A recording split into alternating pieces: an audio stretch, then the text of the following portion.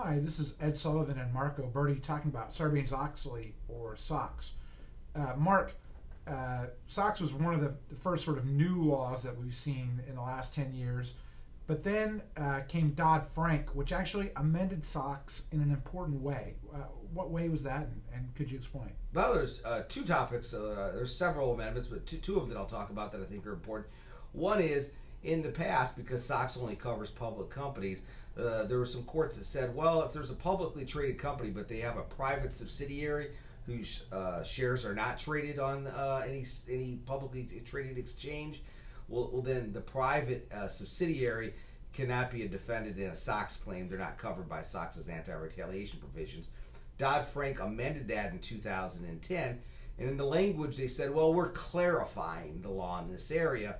So since then, most courts, in fact every court until very recently, said, well, that's a clarifying amendment, and even the ARB said, therefore it's applied retroactively, but it was really just clarifying the law in this area. It wasn't really changing it.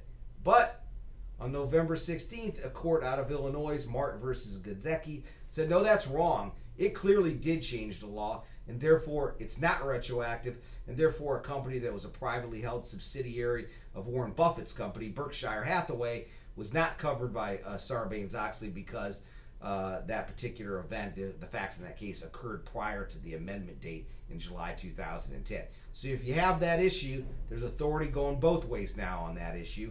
Likewise, one of the things SOX did was ban arbitration agreements.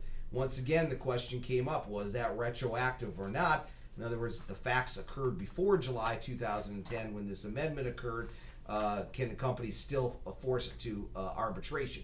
Most courts have said that provision is not retroactive, and therefore arbitration agreements are still effective as to facts that occurred, SOX cases that are based on facts that occurred prior to July 2010.